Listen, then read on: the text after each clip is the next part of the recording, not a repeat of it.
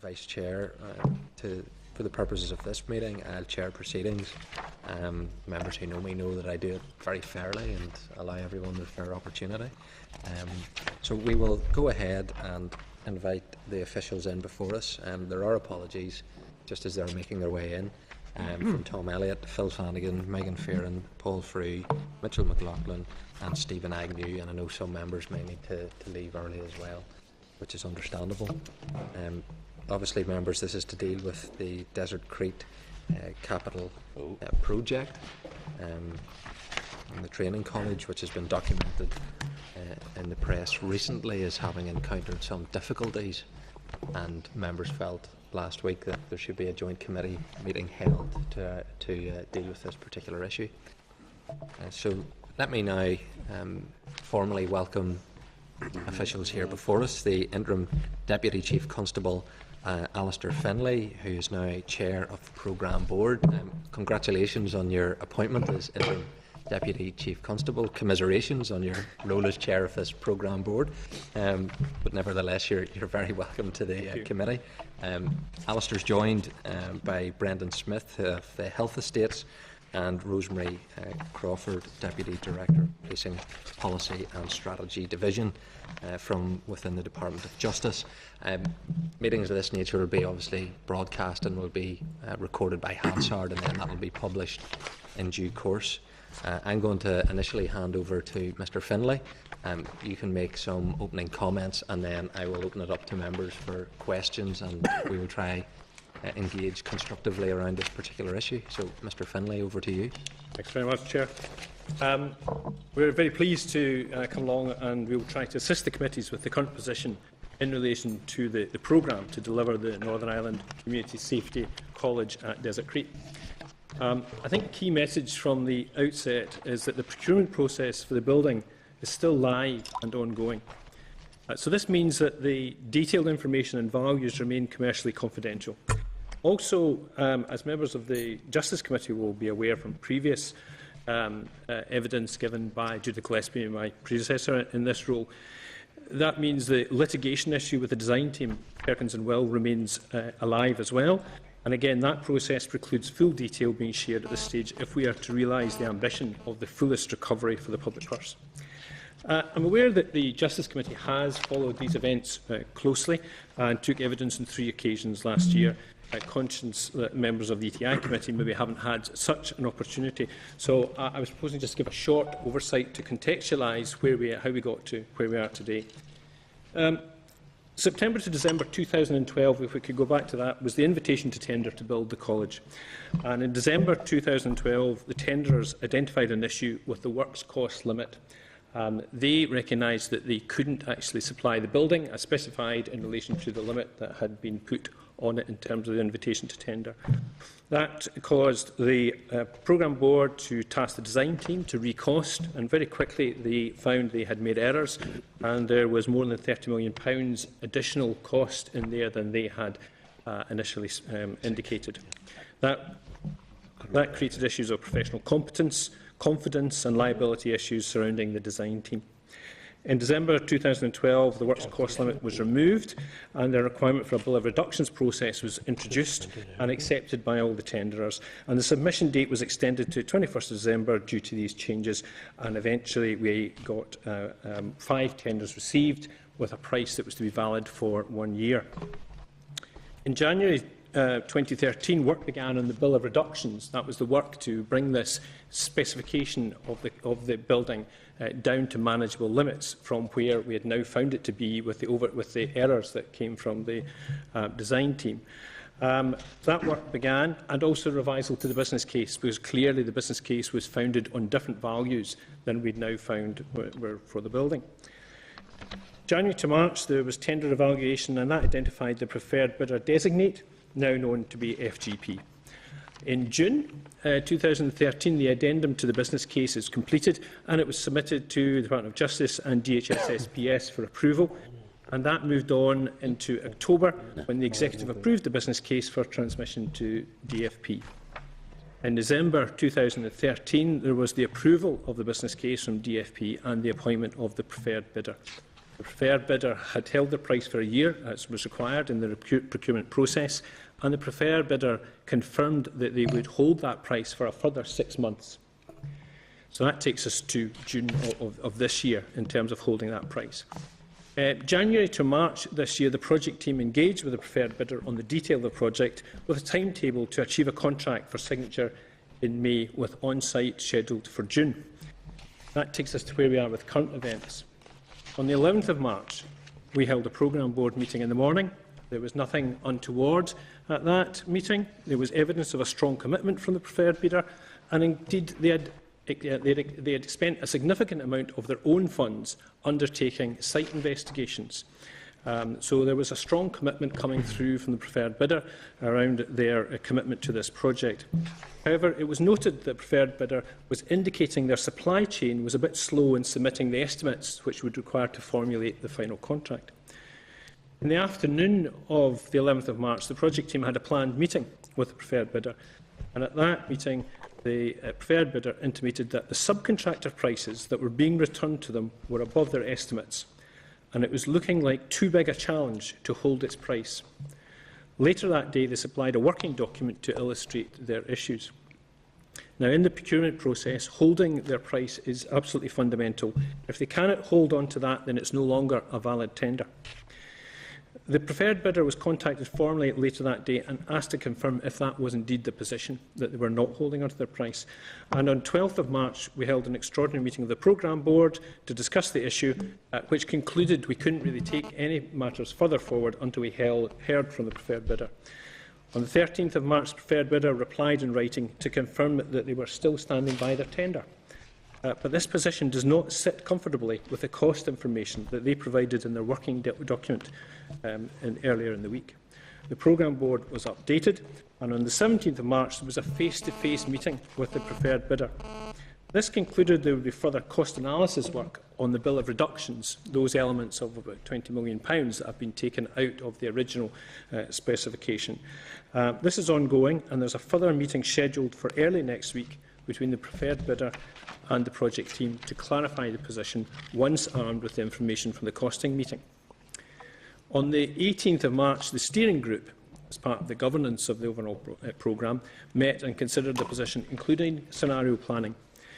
Those scenarios include methods of continuing the procurement should the preferred bidder be unable to hold their price. Noting, however, that in that case there would be required to be further business case approval, assessment of value for money and executive approval, and that would incur a considerable delay should that occur. Should the preferred bidder continue to be in the position that they are currently stating to us, that is, that they can hold their tender price, then the process to achieve full business case approval, executive approval and signing of the contract can still be achieved in the planned timelines, provided the necessary approvals were given expeditiously, and that's currently where we sit. If there is an issue with the preferred bidder being able to hold the price, we've looked at what's the cause of that.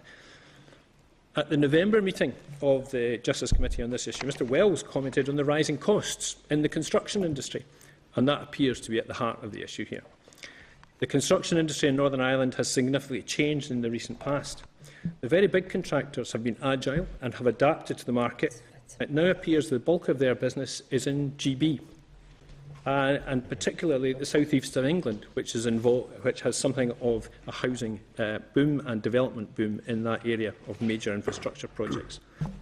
The number of suppliers and subcontractors in Northern Ireland has reduced. Some have ceased trading due to economics. Competition is different. There is less capacity in Northern Ireland, and much of that capacity is supporting the contracts in Great Britain. This appears to mean that the capacity within Northern Ireland has reduced and the cost has risen from that which informed the preferred bidder at their tender time. And this indeed may be an issue for other construction projects costed over the same period. I must emphasise, in finalising at this point, that the steering group, the programme board, remain fully committed to delivering an integrated training solution for the three services. The needs for those three services still exist. They haven't changed, and the existing facilities are tiring. This current process remains alive, and the ambition is to deliver this programme. Chair, I trust that's maybe a helpful start. and we're happy to take the detailed questions from members. Okay, thank you. If I could just ask members to put your mobile phones off the tables and away from the microphones, because I can hear the interference from them if you haven't switched them off. Mr. Dixon, there is a seat here for you if you want to join Mr. McGuinness. Okay, I appreciate that. Okay, Mr. Finlay, in terms of the £20 million of the cost reductions which were identified at the last time that there was a failure by the design team, and £30 million was underestimated in that region, and £20 million was found by way of reduction. I think it was around 500 areas were identified right down to doorknobs to get a reduction to the £20 million mark. Additional money had to be found, and that was achieved. Yes. To allow it to progress. Now you're indicating the supply chain has indicated to the preferred bidder that the estimation around the costs are now, I think your words were, too big a price. Are you able to quantify exactly the figure that the supply chain has indicated is too big a price? I can't indicate the exact pricing. What we can say is it looks like there's somewhere in the region of a 24% increase coming through on some of the costs. Mm-hmm. Is that on the 24% of the construction costs which had moved up to, and you can correct me here, it was around 103 million, 10 million more of construction, so it was sitting at around 113 million construction cost is what I understand it to be. Is that now 24% of the construction costs is now the new pressure, which is obviously somewhere in the region of 25 million? That's not far away from the estimates as we understand it. As we said, we have got some working figures, some arithmetic basically that has come from the preferred bidder that they have indicated to us in terms of the issues that they're facing. But at the moment, they haven't formally indicated that they cannot deliver this project for the tender price. That's why we're at odds, because we have two conflicting bits of information, one which they describe as a working document and one which is a formal document saying they're holding to their commitment to the tender price. Which is, as of 13th of March, they've said they're still going to hold to their tender price. That's the current position. So they're going to absorb this pressure? I think that's for to be teased out in the further meetings next week, because at the moment the potential gap looks like a large gap, and I would have suggested it would be too big a gap for an economic operator to just absorb. In terms of the rising costs of construction, you're indicating that they agreed to hold their tender price for initially 12 months. They extended by another 6 months. That took you up to June last year. If this project had been managed better from the start, would we be facing this problem in the first case? Well, I think there's a couple of things there. The first thing I think is the commitment we've seen from the preferred bidder and the amount of investment they have put into site investigations and other work suggests that there is no lack of commitment from them, and they have been somewhat surprised by their supply chain coming back. So there is something going on between the contractor's understanding of the environment and the amount of money that they have committed to this. They have, in all through this, as we've moved from the appointment of preferred bidder through those further developing conversations where we get down to the detail, there has been very strong commitment. There has been investment in people, in resources and investigations, as I say. Overall, the programme management, I think, has been very sound. The issue that we have goes all the way back to the fact that the design team got this wrong in the first time, in the first place. If that had been properly priced, then we wouldn't be at this stage now, because the whole momentum, really a year would have been gained from where we are. We would have been able to move rapidly to the preferred bidder in a seamless kind of way, and we wouldn't, at the moment, we would be in the middle of a building phase. So we can point this back to the failings of the design team. And certainly we have interrogated, obviously, the governance and around that particular issue, but the design team, the original concept, they had priced at around 103 million That's to do with the construction of this project. Yes. And then that came in £30 million More than underestimated Yes. for the construction. You had a reduction of works that saved 20 million. Yes. And now what you're saying is there's actually another 25 million because of the supply chain. So the design team didn't just get it wrong by 25, 30 million. In the first case, they've got it wrong to the region of £50 million. Now, they've already been paid £6 million. They're owed another around £2.5 million. Now, the Minister indicated that there was legal advice being sought. Are you able to update this committee as to where that currently stands by taking action against the design team, which has catastrophically failed in what is a programme for government commitment? In terms of the design team has clearly admitted the failings, the professional failings, and it has significantly changed in its makeup in terms of the incorporation of a major architectural brand in the UK and the appointment of a board member to lead this, and a complete change of cost consultants and other members of this.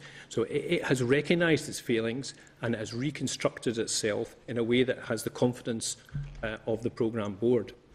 In terms of the payments to the contractor, to the design consultants, we have absolutely clear legal advice that we should maintain to the contractual arrangements that persist around about this issue. To do otherwise would seriously undermine the likelihood of us being able to recover the losses incurred as that are due to their lack of competence. So we are got firm legal advice that we should maintain with them, continue to abide by our contractual obligations, which means continuing to pay them if that's necessary and appropriate, in order to ensure at the end of the day we recover as much money as possibly can. And I think Judith described it as every penny that's incurred as a quantified loss that can be put back as a consequence of their professional negligence. My last question, then I'll bring in Mr. McGlone. What is required for the programme board to be satisfied that this difference of 25 million, or that approximate figure, can be absorbed within the existing tender price that you've now allocated a preferred bidder to meet? And if that doesn't happen, what are the options then for the programme board? The tender price is the tender price. If the contractor intimates they cannot complete this for the tender price, then that fundamentally flaws their bid, and therefore it extracts them from that process. We then have to consider the position in relation to our options going forward in terms of procurement, and there are options in relation to the 5 tenders which were received in the first place, and going back to them in due course. But this requires us to have, I think, what we'd maybe call a strategic pause to consider the value for money argument and the specification to see what is the most appropriate way forward. The alternative, or an alternative, would be to start a completely new procurement process. I think if it transpires that the preferred bidder does withdraw or is not able to demonstrate that they're going to be able to complete this, and we move to that position, then the programme board and the steering group will have to consider those options the way forward.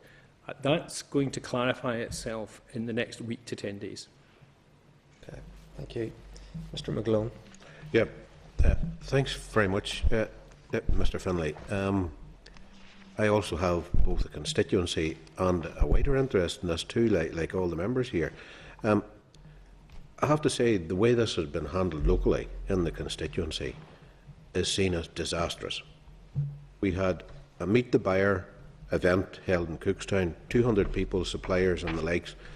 They attended that event, and really the project has gone nosedive in terms of its credibility. I have to reflect that to you.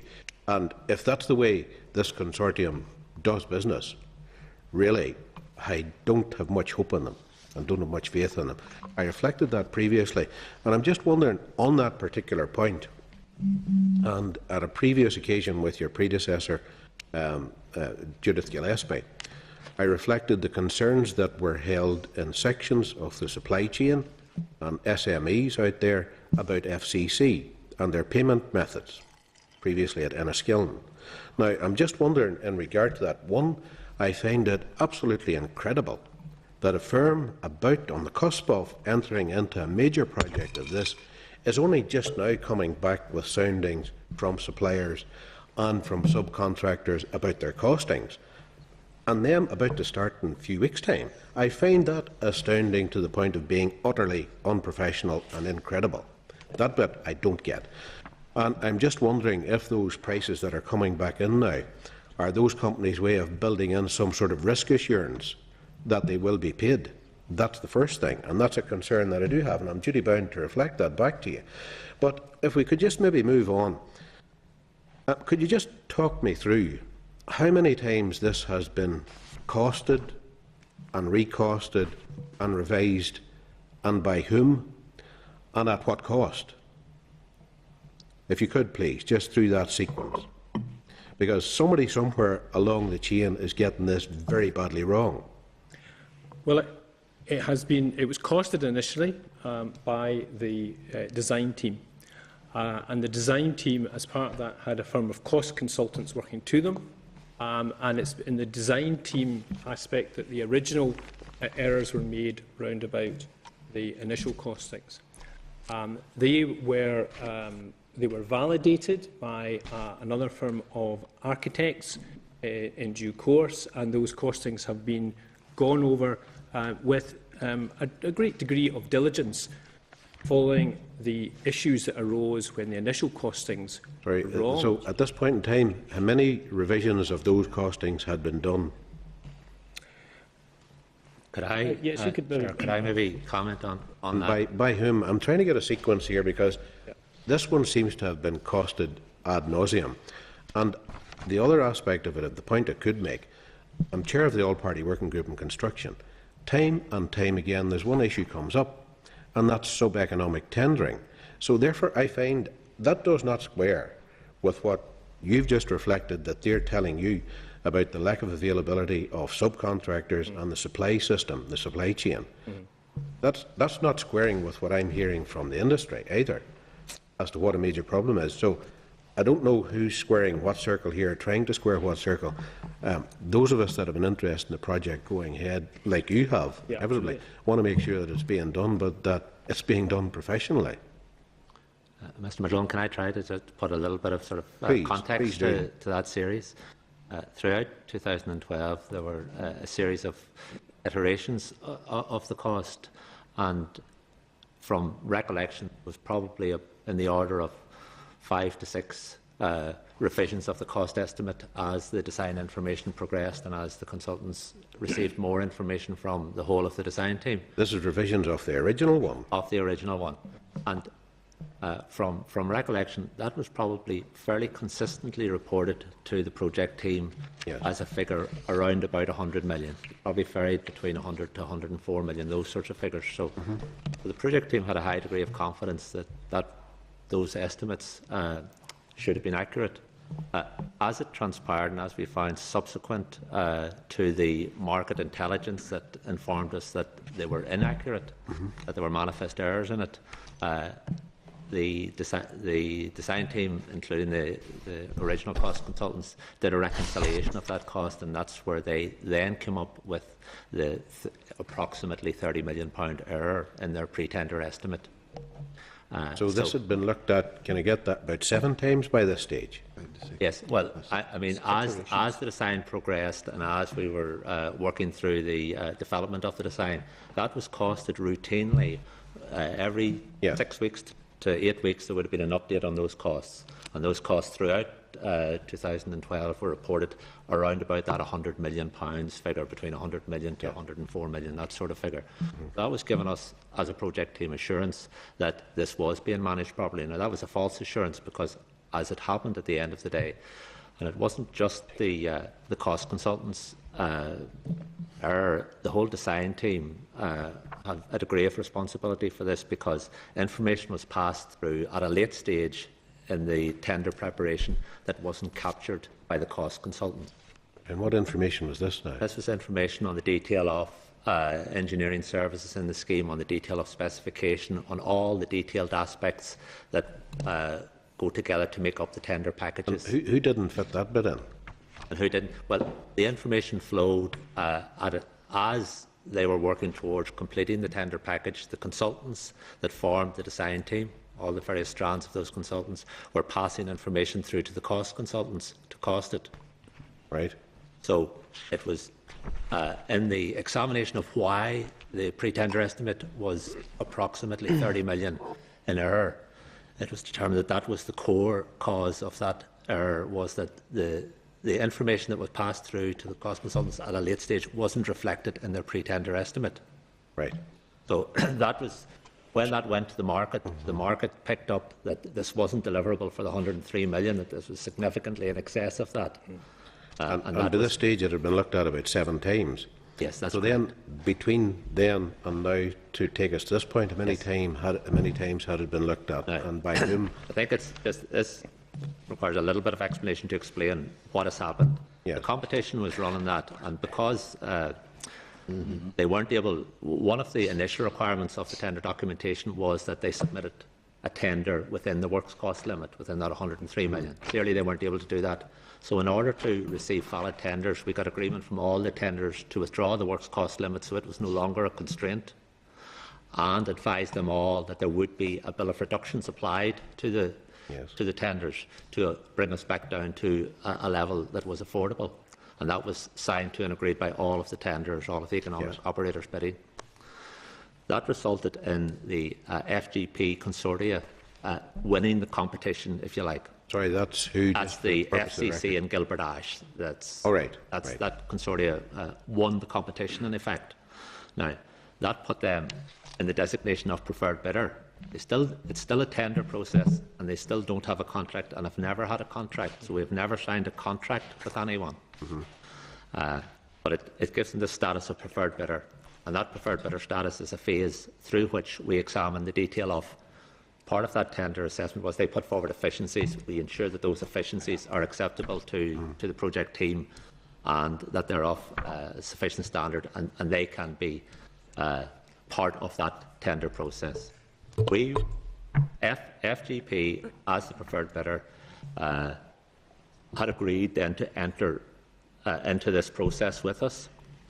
So we're bound, but any reductions, we were tied to their tender rates. Any variations had to be things that were tendered in their original package, so that all bidders were treated equally, so they wouldn't have an advantage over someone else. So, for example, the person who was second couldn't say, "Oh, if I had had the opportunity to do that, I could have beaten that price." Right. It's a very rigorous process that only allowed variations, only allowed omissions of material, only allowed substitutions of material that were already priced in their tender in terms of the bill of reductions. And so there hasn't been, Mr. Law, just to advise you, there hasn't been, in effect, a further pre-tender estimate. We're still tied to the original competition. Right. Now, have you used as a sounding board any third-party consultants to check these figures? Has any been from the public purse, any external consultancy firm, to run their eye over these figures that are coming in from the contractor? Yes. And who's that? Figures coming in from the contractor. From the contractor. Or are we... Who's checking this stuff for you to make sure that this is verifiable and this stacks up? Right, just so I'm not confused, are we talking about the preferred bidder, or are we talking about the figures from the design team that are... The preferred bidder. At this stage now, we're with the preferred bidder. Who checks those figures for you to make sure, look, this stacks up here? Well, the preferred bidder just puts in a tender, and as part of the cost consultants, who are the new cost consultants who are associated with the design team, who are and who are they now? Shaw. Pardon? Bruce Shaw. Right. And Bruce Shaw validate the detail of those figures. And Mr. Miller, can I just say what happened there was Bruce Shaw. We looked at all of the reductions in the bill, and Bruce Shaw valued those, and they valued them on the rates that were submitted by FCC in their tender. So that was without any involvement from FCC. And that was Well, prior. it wouldn't be. This is keeping yourselves right. And so, have you been back to Bruce Shaw? Is he a consultant or something? Is that they're a consulting firm? Consulting firm. Yeah, they're cost consultants. And do they still stand over their view of these figures? Their figures view of still the stack figures up? was to do with the bill of reductions. I appreciate that. And that has actually been validated Yes. by our contact with FGP, Yeah. because the order of that bill of reductions, as estimated by Bruce Shaw Partnership, was 20 million, and that's in the region of the same figure that FGP have agreed is the value of them. And So then- there's no major dispute about the value of the bill of reductions between, as estimated by Bruce Shaw Partnership. No major dispute about that. The major dispute is where we are now, apparently. That's correct. Yes. Yes. And have you checked with Bruce Shaw Consultants about that? I presume you would have. Yes, we're in Yes, constant well, contact yes. with Bruce Shaw Consultants. That's a constant engagement. We've been working with them, And Chair, just one final question at this point. How much are you paying these consultants for doing this work? Bruce Shaw. Yep. Bruce Shaw was part of the design team Yes. tender. That's under the pre-existing contract for Perkins and Will. Bruce Shaw are the cost consultants, so they are a component of the design team. So they are still under the original contract in relation to the design team. We haven't contracted separately with them; they're part of the okay. design team. And the total cost to date, the scheme, lands acquisition and the likes, please. The total cost of the total capital cost is 157.2 million. No, sorry, committed, spent to date. We've spent just over 9 million, of which 7.4 million is probably the part you're interested in, is in relation to the design fees. Okay. Yeah, and there's land acquisition costs that are about 2.85. Are they part of the 9 million, or are they additional to the 9 million? No, they're additional. And they're, sorry, what? There's 2.85 in relation to the site acquisition, Right. and then 9 million that's been spent, if you like, on programme costs, Okay. of which the bulk of that is the 7.4 million paid to the design team. Okay, thank you for that. Thanks, Chair. And the design team, as of June 2013, had been paid just over 6 million, Yes. which was responsible for this failure. Yes. So you've continued to pay. Yes. We are contractually obliged to continue to pay. I know that is an issue, but that is the legal advice we have, which is unequivocal.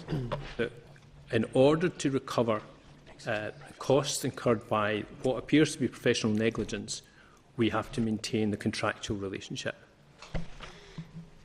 Okay, well, And that's council's opinion. That's that's another item I think certainly the PIC would like to think we'll look into, albeit so can we. But it does seem strange to spend £6 million of taxpayers' money on a company that you have said, your predecessor has said, didn't do its job, and now we're continuing to give them a further £1.4 million. I think the point is that at the point when it was recognised that there was this issue, the Perkins of Will took action. So the people that are dealing with this now are virtually indistinguishable from the people who were dealing with it when that error was made. And the people, certainly a key person that was involved in that, no longer works for Perkins and Will. They took dramatic action. We've referred to Bruce Shaw as the cost consultants, which is part of that design package. They weren't the cost consultants at that time. They changed their cost consultants.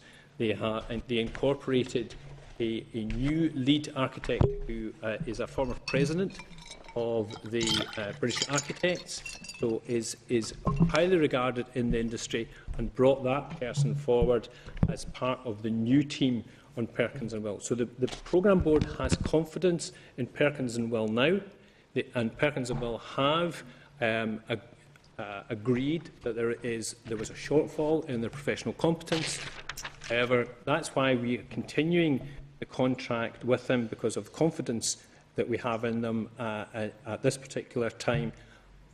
But the legal advice is that we resolve the issues in terms of the quantification of losses incurred as a result of those negligence at the end. White Young Green were brought in, paid £2,000 to review the bill of reductions. Do they continue to play a role in this process? No, I think that was a one-off assessment that they were brought in to give. And that was just to verify the £20 million bill of reductions? I think that they were brought in prior to the tender to verify the pre-tender estimate. Yeah. That was prior to December 2012. Now, clearly, that verification process didn't highlight the errors, and I think that was partly because the information that they were reviewing at that time wasn't the full information that went out in the tender package. Which brings me to my earlier point about the mismanagement on the part of the programme board, because you had a design team failed. The programme board then bring in White Young Green to overlook some of the work that's been done in terms of the design team, and then it didn't detect it either. Can I say that as part of the process, it was normal practice to bring in a third-party cost validation exercise. Now, that was meant to be a light touch. Unfortunately, that didn't highlight the major discrepancy, but that was probably because they were looking at the same erroneous information that the original cost consultants were looking at. But that wasn't a particular different approach. That was part of a routine approach that we would take to validate costs as a...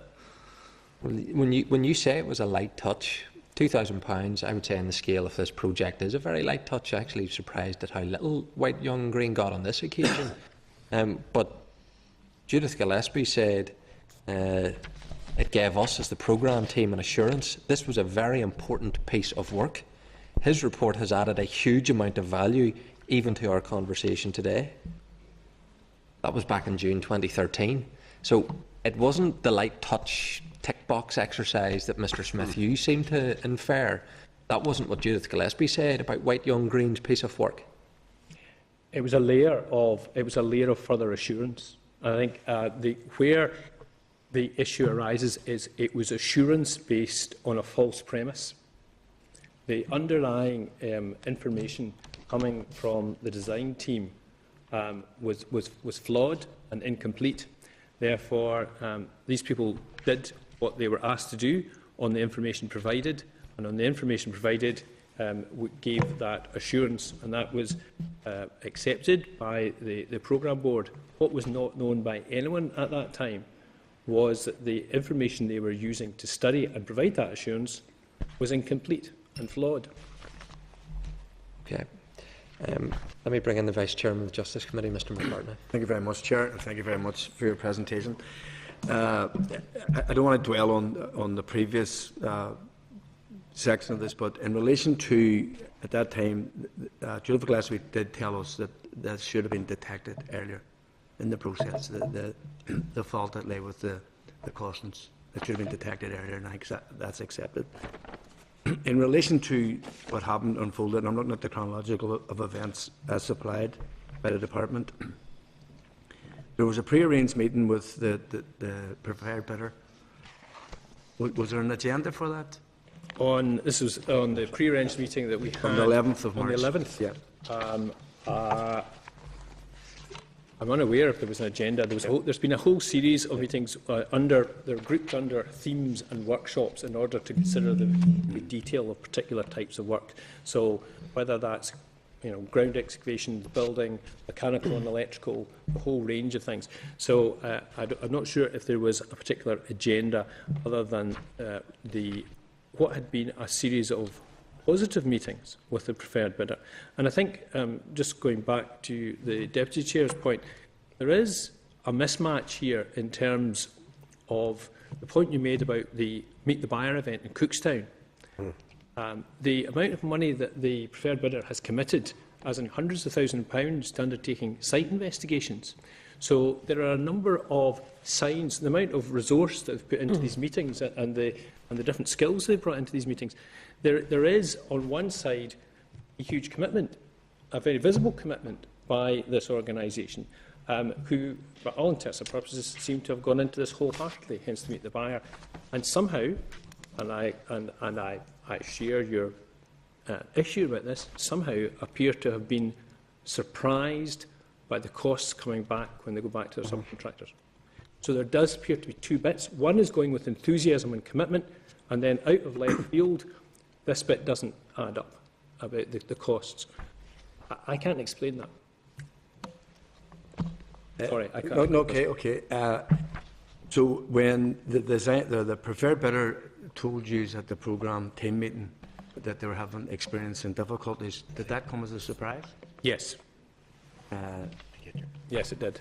And did the preferred bidder say when they detected, if it was within the supply chain, I'm sure it was as a result of a number of contacts with a number of different companies, and why they waited?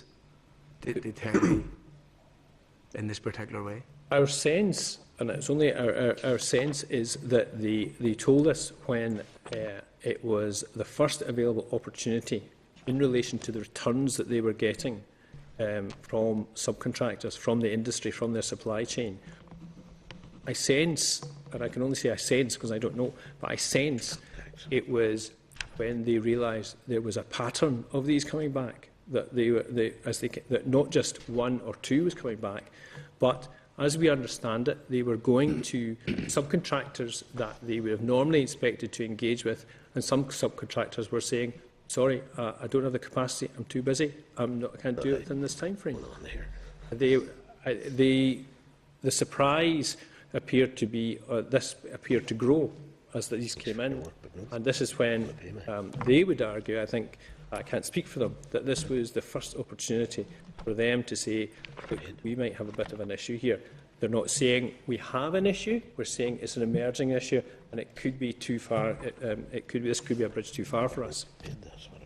They have said it's an emerging issue, it's not a live issue. This appears to be, it's emerging, and that this overall costs, we don't know if we can hold on to our price on this. They subsequently shared some figures round about that, which would validate that position if there was an actual reflection of the information they were getting in from the subcontracting and supply chain industries. Okay, and so the previous day, on the 11th of March, when the programme board met, there was no indication. No, would the preferred bidder have known that the board was meeting on the 11th? I'm not able to say if the preferred bidder knows the frequency of the programme board meetings, but I can say that at the programme board meeting there was no indication other than actually a very positive and full commitment coming from the preferred bidder. And we've given some of the indications of that. The meetings had all taken place when they ought to have taken place. They were taking place being purposeful. They were moving forward at pace. There was no suggestion of anyone dragging their heels over this at all. The only suggestion that we had at that point was an almost conversational piece, which was that the returns from the supply chain, as they had now moved into preferred bidder status and they were looking to firm up on this, the returns coming back were taking longer than they anticipated. Yeah. And at the urgent meeting of the programme board on the 12th, was there a decision made to meet with the preferred bidder? At the 12th, the situation was we needed to clarify the preferred bidder their position.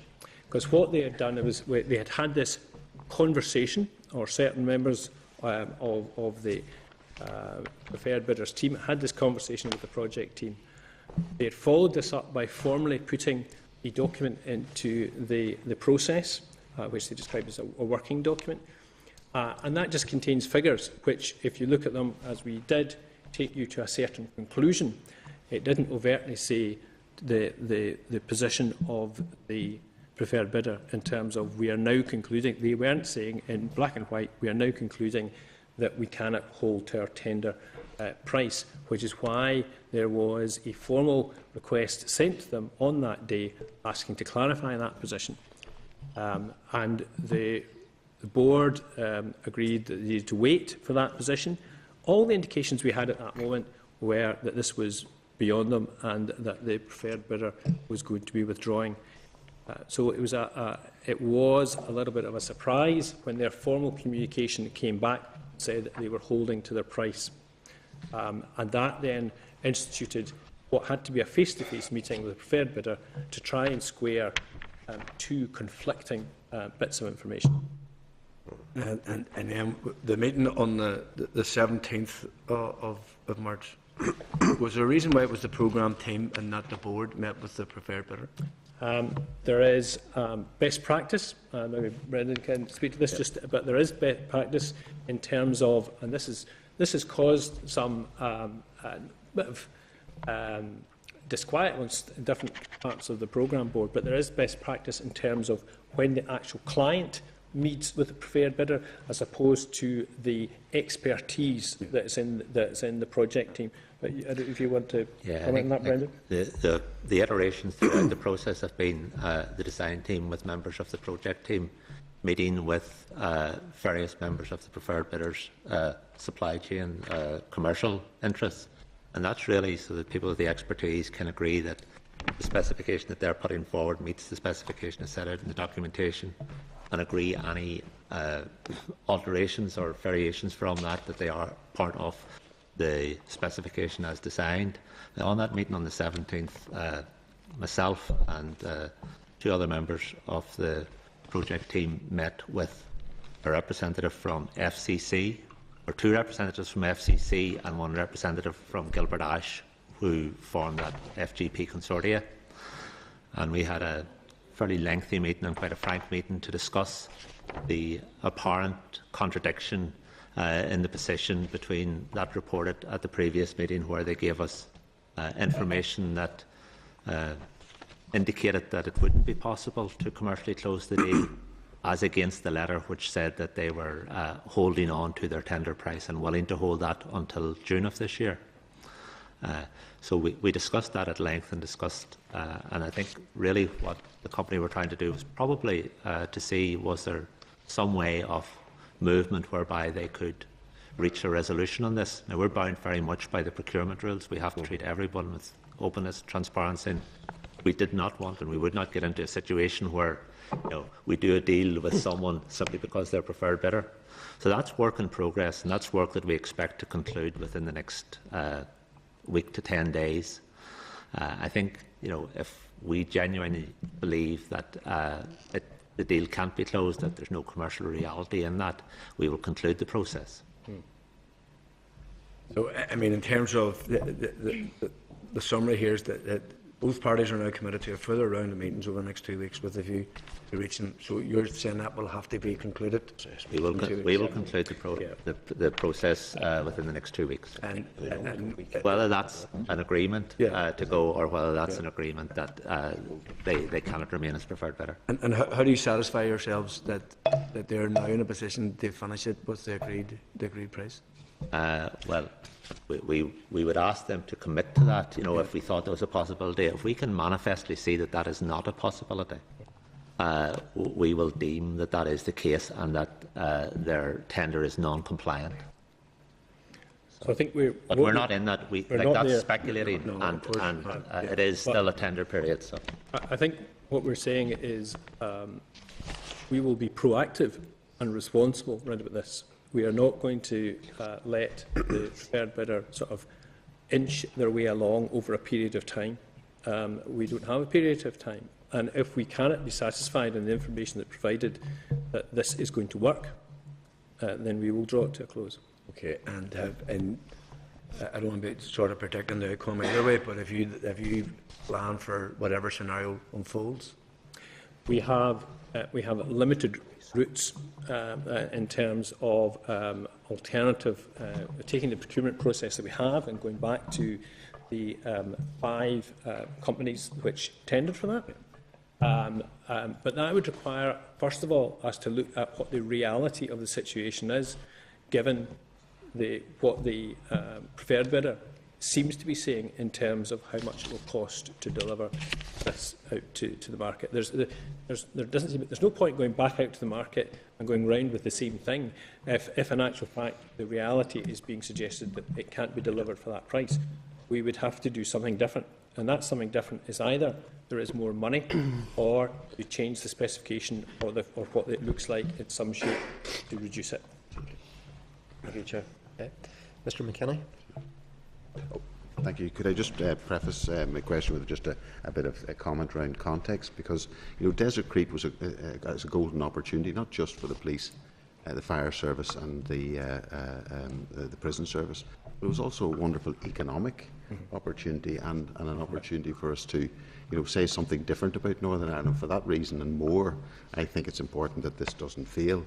But just in the widest context, Chair, in these big capital projects, we just seem to lack the basic competencies to make these things happen, to witness Narrow Water, the A5 and the Long Kesh, and now we have this. I believe we can't afford to lose this project, and there is damage done here, not just to the project, but to confidence, hope and our reputation. I assume you're accepting that. I am accepting that. Yeah, absolutely. It is. There is the wider.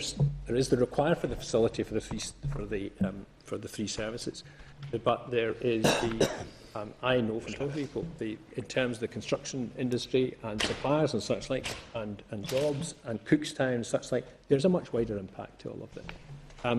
But we have to be governed absolutely by the procurement process and to deliver value for money, and that would be overseen by the DFP and the executive sign-off.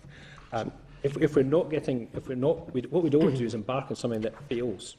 So that's why we have to know what the current situation in terms of this is. On the narrow windowsill that you're on now, if you like,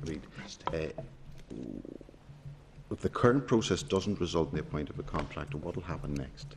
If it doesn't result in the project, we end up with a bit of a strategic pause. And in any event, it is going to take a significant time to move this back forward.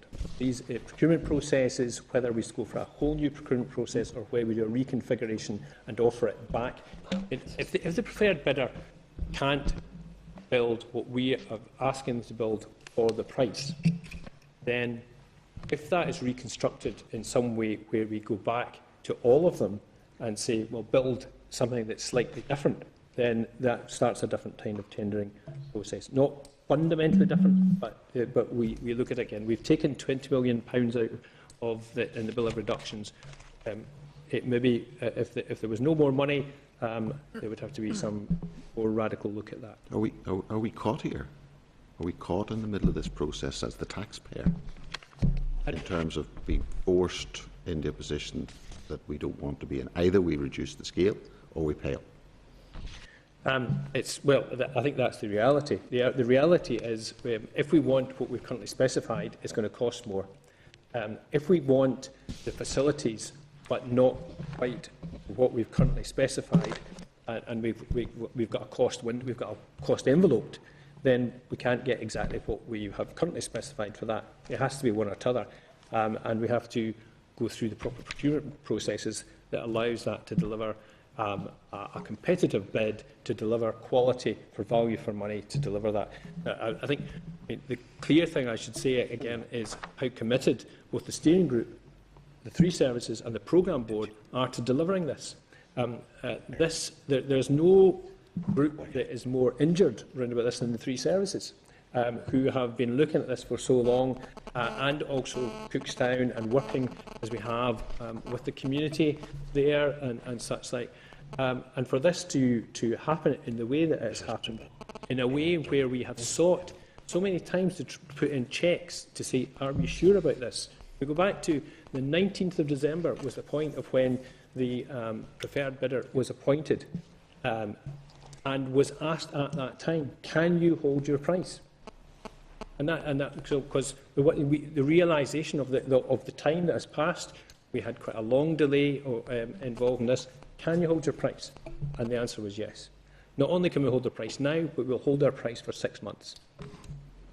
So that was a quite clear question to people that must be regarded as being big players in this operating environment, and should be able to answer that question competently.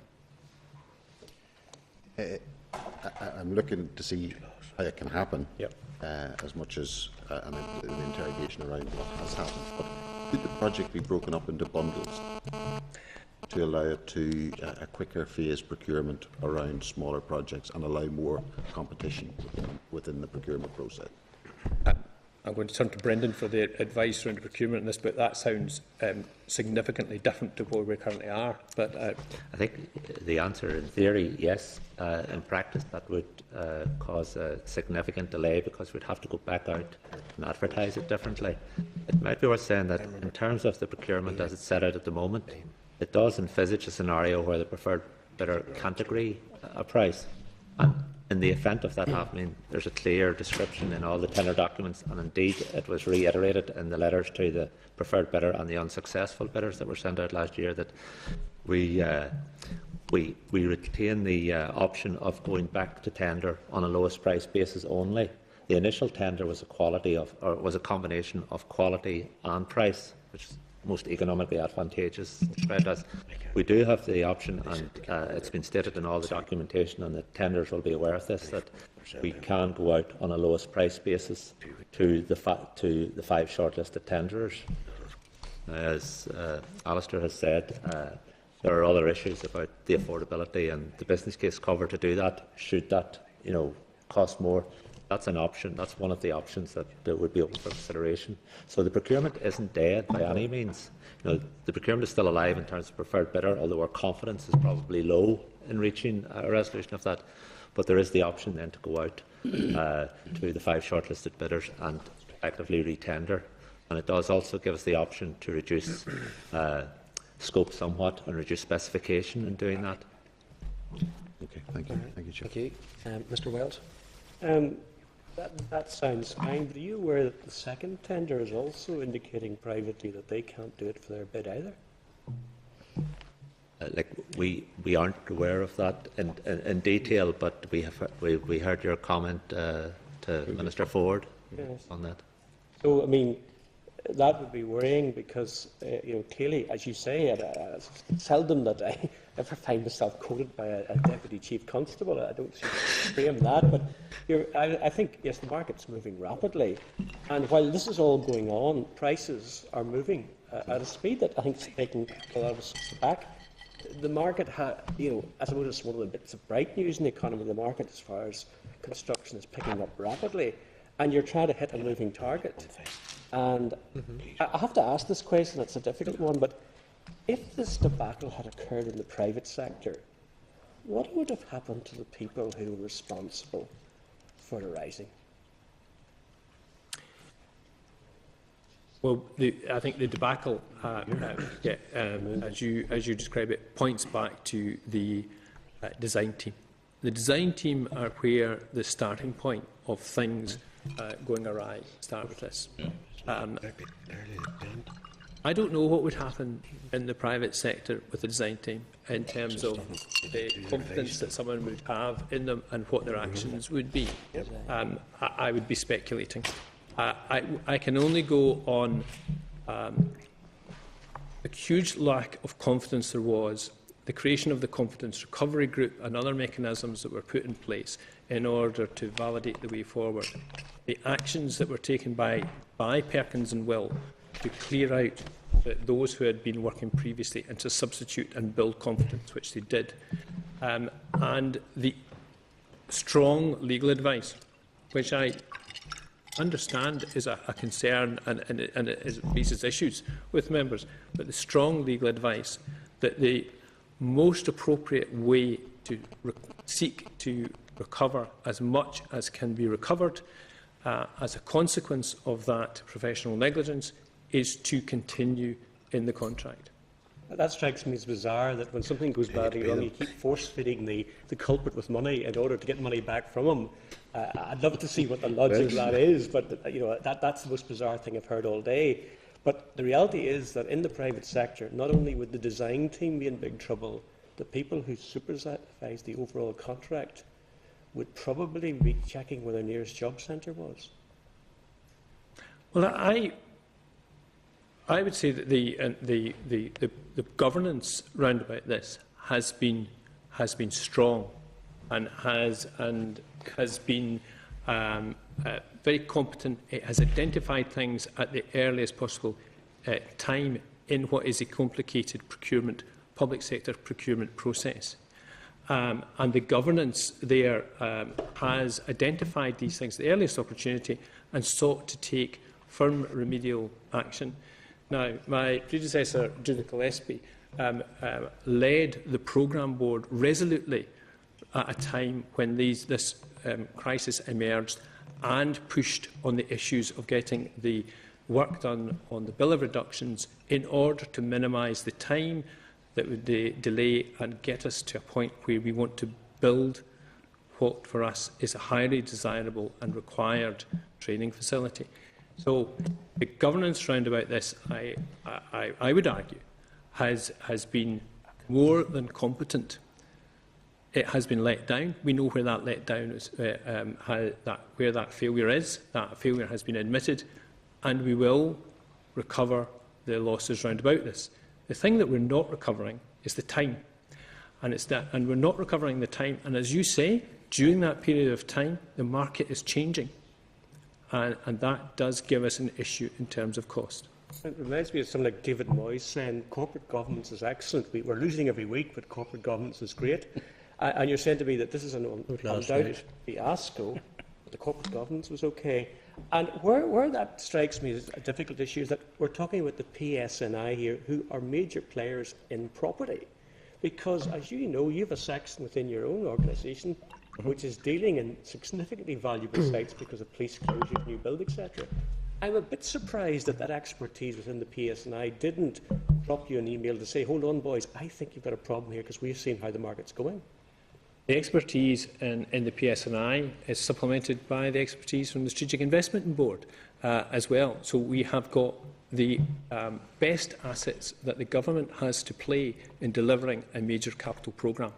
And those best assets can only recognise, I mean, we will talk about construction inflation is running around about 6%, but the procurement process does not include an uplift for construction inflation. That's not in the way the procurement process operates. If there is an issue around about this, it is the passage of time, which has been delayed, first of all, by the issues of the design team, the bill of reductions, and then the requirements of the business case, which was submitted in June, but didn't receive final sign-off until December. So there is a whole period of delay that's been incurred in there. Some of that delay is out with the gift of the programme board and the steering group. I was a bit concerned when Judith Gillespie told the Justice Committee that the first that she was aware that things were going astray was when the tenders started to come in and they realised that the tenders were significantly above the estimate. I would have thought in such an important contract, this is the most important capital project that you're facing, and indeed with the dropping of the A5 is probably the most important capital project in the civil sector in Northern Ireland. And 2,000 jobs for 3 years in Mid-Ulster would have been a huge economic boost to that area.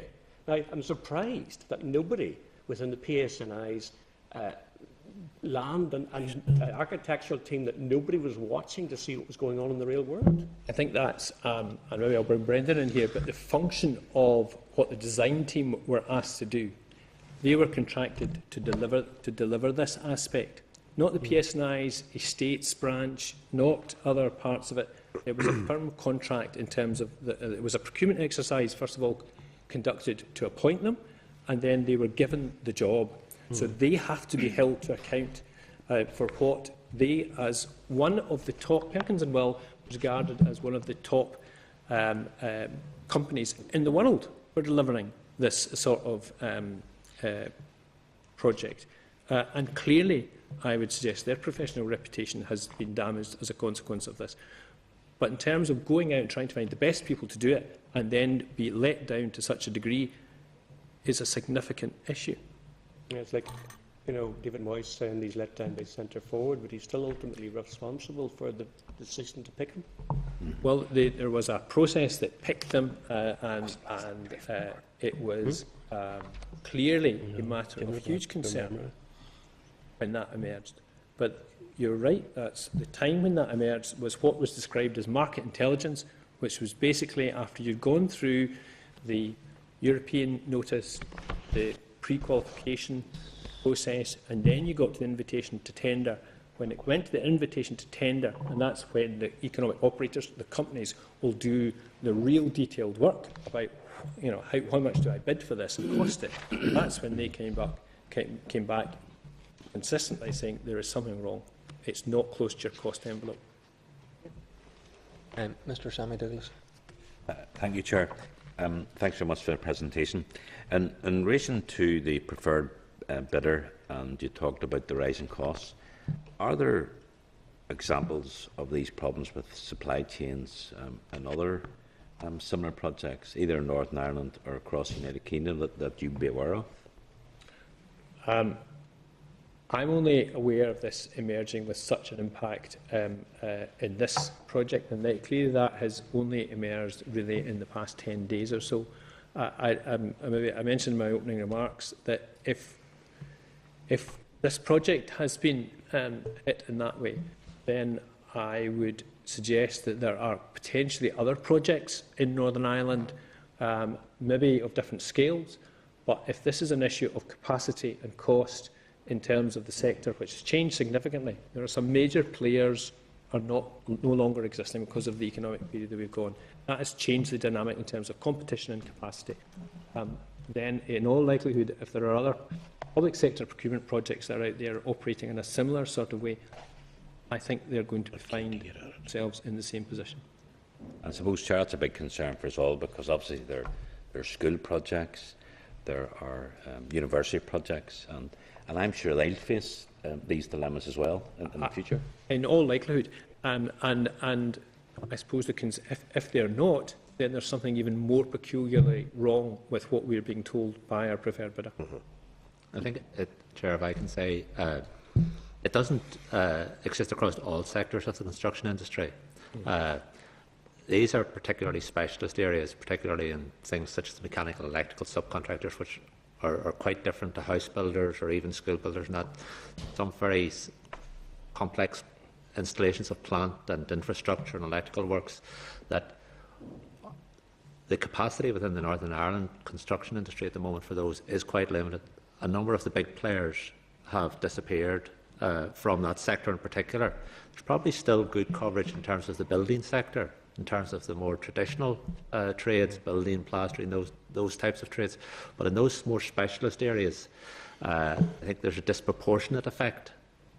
And because of the nature of this college, because of the complex nature, there's some quite sophisticated, such as the firing ranges and the technical training areas and that. And it's not routine work where you'll get lots of small and micro businesses who are short of work and wouldn't notice or wouldn't understand what we're describing here as a shortage of capacity. It's really in those specialist areas that the influence has been most noted.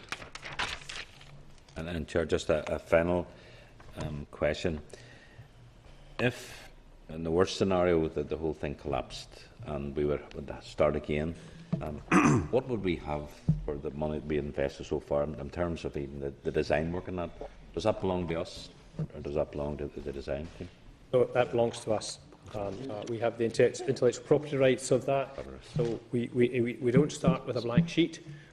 We can realise the investment that has been taken from the detailed drawings, considerations, the engineering work that has been prepared to prepare the ground. Okay, thanks very much. Thank you, Chair. This is Overend. Thank you very much, and thanks. It's been very informative. We've gone through a whole range of questions that I'd already listed down. Just further on from Simon Douglas, if it was to be retendered, what costs would be lost? Well, if it was to be retendered, the cost that would be lost would be some of the work associated with the initial delivery of the tender. Some of that consultancy work that's taken us so far around that. So, programme management fees, for example, business case fees that have been the accountancy expertise that's been supported the business case. More would be required in any case to get to full business case, but if we are going to look at the business case fundamentally again, those costs would be lost. We have had to do some work on the site, and we would have to probably keep doing some work on the site around about trees and hedges. There's care and maintenance work that needs to be done. The design fees, that work wouldn't necessarily be lost in terms of the investment that's been put into the product that we will get at the end of it. So it's more the sort of running the programme costs that would be lost, that would have been the amount of effort that people have put in currently not to deliver. Now, having said that, a lot of that work that we would do in for example, the Capital Works programme or the ICS programme, that wouldn't be lost either, because all the work that's gone on under the different pillars of the programme board does stand for a combined college. And if it was another bidder that is going to deliver this, then we will have done the work. So the amount of work that is lost is probably fairly limited, and is probably down to the 679,000 on programme management fees and the just about 400,000 in business case fees. So I think that would be about our losses. I mean, the delay obviously would also mean that obviously that good farming land could have been used for a considerable period longer. So that's a loss in effect also. And I'm just wondering, I mean, you've gone through the rising cost of construction, etc., etc. Are there other types of issues that would affect the cost, such as security? Has that had any effect? There are, as we've gone through the bill of reductions, the bill of reductions takes some things out, but has added some things in.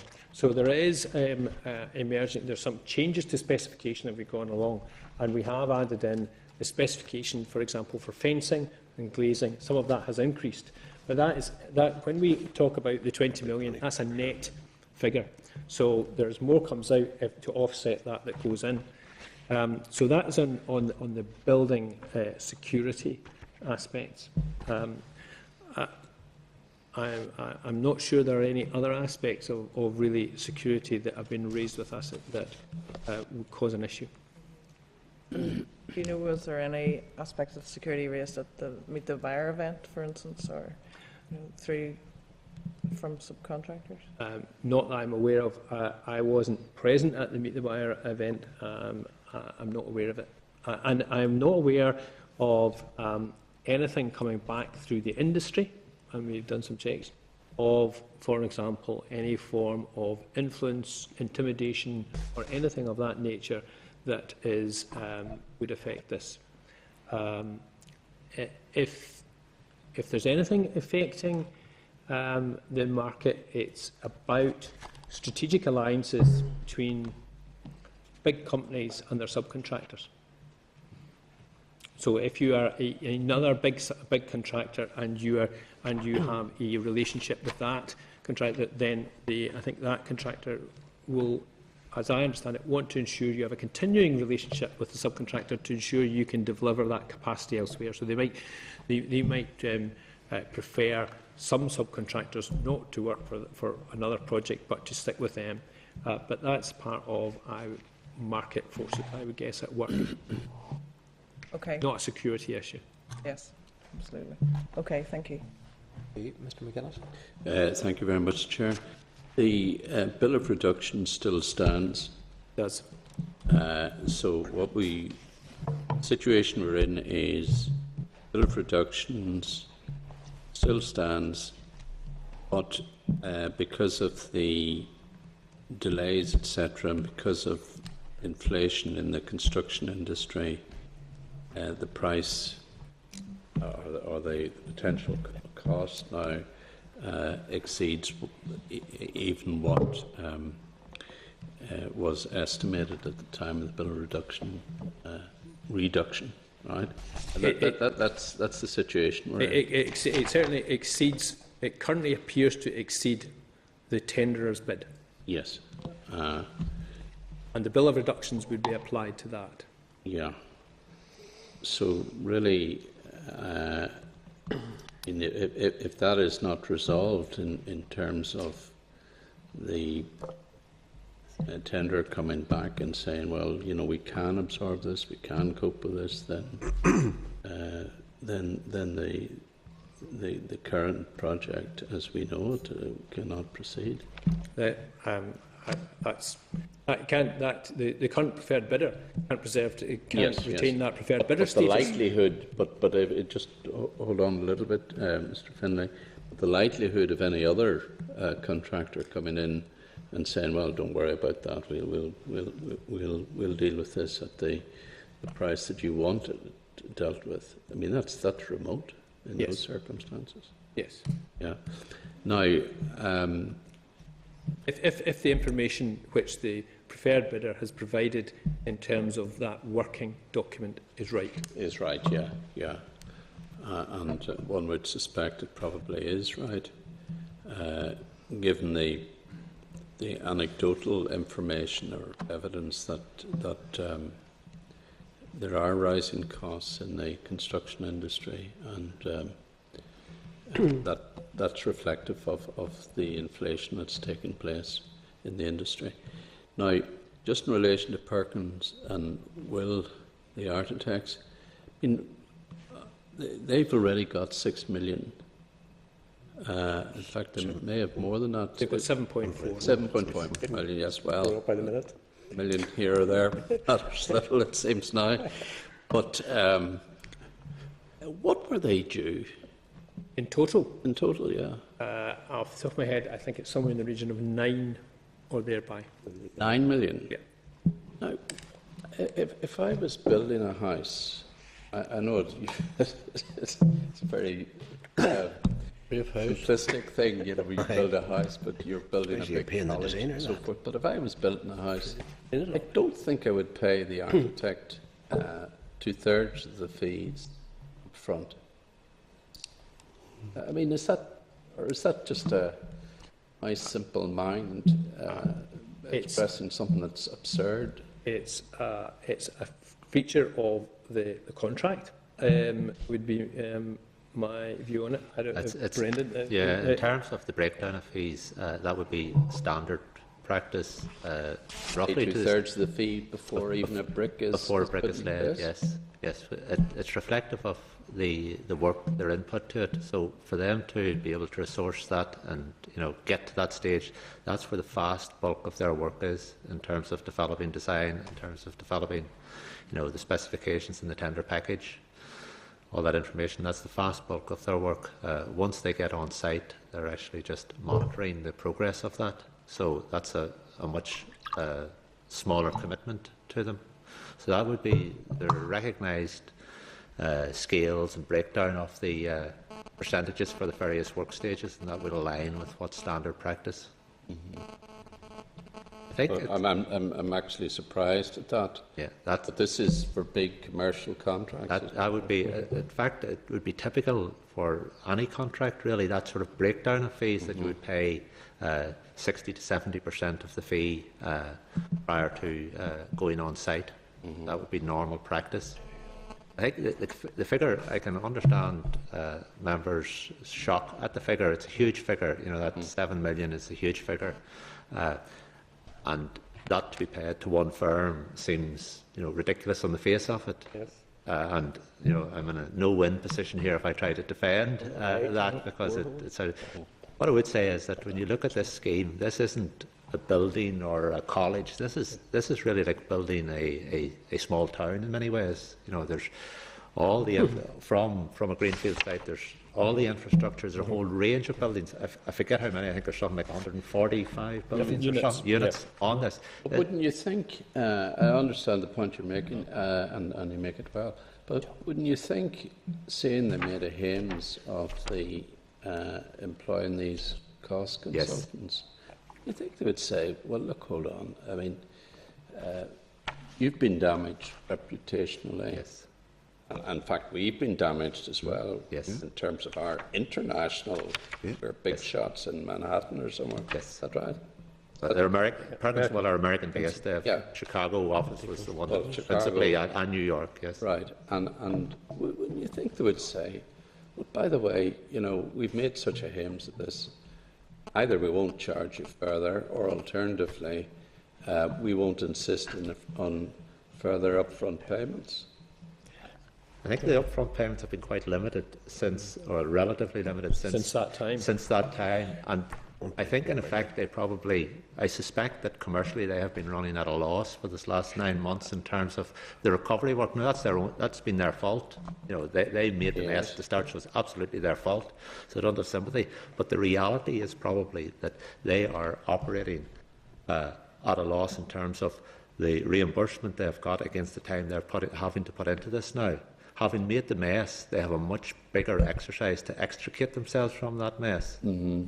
So I'm sure there are all sorts of commercial arrangements that have gone on with the new firm, new people. But Mr. Smith, they haven't just made a mess; they've also delayed the process. That's correct. Hugely. Yes, that's correct. And in so delaying it, the consequential loss to this project, was the increased cost of the project, has been enormous. Yes. So it would seem, from what your preferred bidder is saying. Yes. So, I mean, they were central to that, and surely in those circumstances they'd be saying, well, you know, we'd be doing this practically for nothing. And otherwise, I mean, you'll have to recoup that money from somewhere, I would have thought. Well, the ambition is to recoup every additional penny which has been costed due to their incompetence, and it was against that ambition that we get the legal advice. And I understand that I'm not convincing members around about that approach. Well spotted. I recognise that. And there is your DPP. I recognise that, but the legal advice is unequivocal round about it, and it has, with the change, with the action that they have taken, it has allowed the project to proceed. When not doing that, and for example bringing somebody else in, I'm not entirely sure if someone else would stand over some of the pre-work. It would cause huge delays as they got up to speed with what the project entailed. So in effect, you would be causing the damage. There is a potential that way, which is in terms of being purposeful, in terms of delivering this project, moving forward, having built confidence with entirely new people. And an investment from this team, and yes, this very strong legal advice, because that's what we have to do. The Public Accounts Committee was referred to earlier on. I am sure the Public Accounts Committee, Northern Ireland Audit Office, will want to look at all of this, and that we have to have a commitment of quantifying the additional costs as a consequence of this professional negligence, and we have to be able to offset that. There is an issue, I would suggest, for the company in terms of its insurers. And there is a point that we have to come to where we have to resolve that. Now, when that point is, I think, depends on what happens over the next period of time. If the preferred bidder does come back and say, look, we got this all wrong, that was wrong, someone in the office did this, that, the next thing, but in actual fact we can deliver this and they can demonstrate confidence in us and we move forward, then that probably takes us to the end of the process. if, as on the face of it looks more likely, that the referred bidder finds it not economical to go ahead, and we have this strategic pause that I've described, then I think we have to just take a position at that point and think what is the appropriate thing to do in order to deal with this issue, because it is clearly an issue, and I understand members' concern around about it and the approach that has been taken about it. And we have to, in terms of certainly my obligations and the programme board's obligations, to deal with this properly and appropriately and ensure that not only we deliver building for value and money, but we recover for the public purse every penny which has been incurred additional as a consequence of negligence. Well, thank you very much. I understand the point you're making of effectively mitigating your loss. And to abandon this contract would actually incur more cost. Well, potentially would cause further delay and more costs. I think it was dependent on confidence being rebuilt, and that's why there was the confidence recovery group was built at the time when the issue arose, with additional expertise, more expertise from the Strategic Investment Board, legal advice from the Strategic Investment Board, bringing in the key expertise that we have in government in Northern Ireland round about this issue, and Perkins and Will recognising they had made a huge error and doing something about it. And doing something about it involved them buying a major architectural practice in London, incorporating that into their business and bringing those people into the project. So they have spent a lot of money as a consequence of this, I'm sure, on the professional reputation that they have to seek to recover. Thank you very much. Thank you, Chair. Before bringing Mr Humphrey, could members at this point agree for the chairman of the two committees to sign off the minutes of this meeting whenever it's concluded? Two members need to leave, and that would be better if we decide that now. Members agreed with that? Yeah. Okay. Still need 4 from Justice and 4 from ETI to remain, so that 1 from Justice and 1 from ETI can leave. Mr Humphrey. Thanks, Chair. Thank you very much for your time today. I think very clearly this is a debacle, and you talk about confidence. Confidence in this project is clearly eroded, the Deputy Chief Constable, and you talk about this process remaining alive. If it's remaining alive, it's on a life support machine. You know, to be honest with you, I can understand the frustration of members, particularly members, as 2 of them are here, who represent that particular constituency and the effect that would have in that part of the country. Can I ask you, your design team, and you mentioned it a few times, who exactly are your design team? The company are Perkins and Will. So it's a company.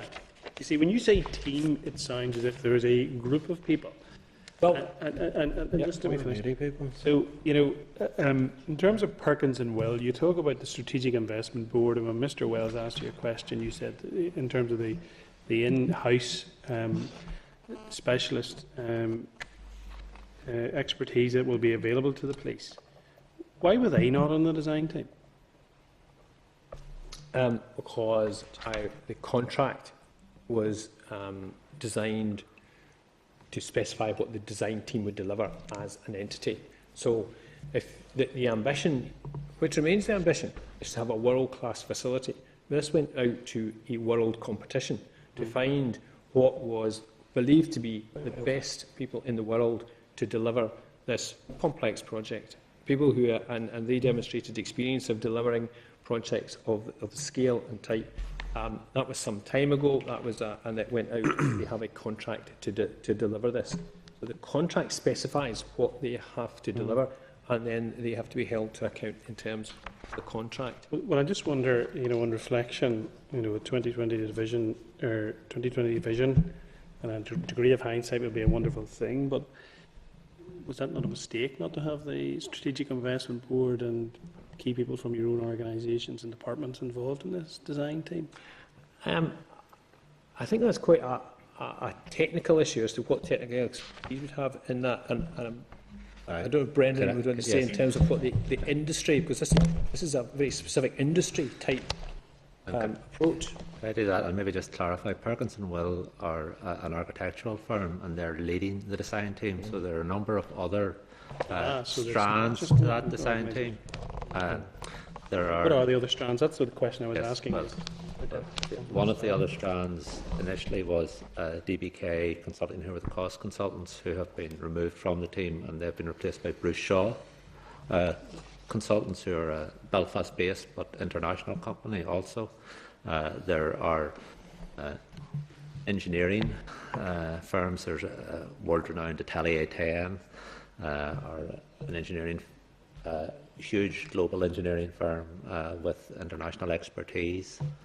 There are different strands that look after the safety elements of the design. There are structural engineering elements.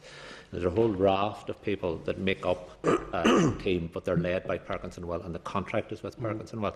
They had specialists for the technical training and fire range areas as well. There was another specialist company that came with them. As part of the competition, which was run some years ago, they put back, and there was a broad spectrum of people assessing that. All of the services were represented, and other SIB were represented in that as well. From the start? From the start.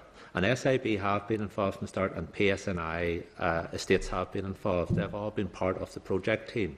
They haven't been part of the design team that have been delivering it, but they have been sitting right through the process in terms of adding value and expertise and guidance to the programme. Would it not have been a mistake for them to be in, fully in from the start? I think I'm not PSNI, but I'm aware of it.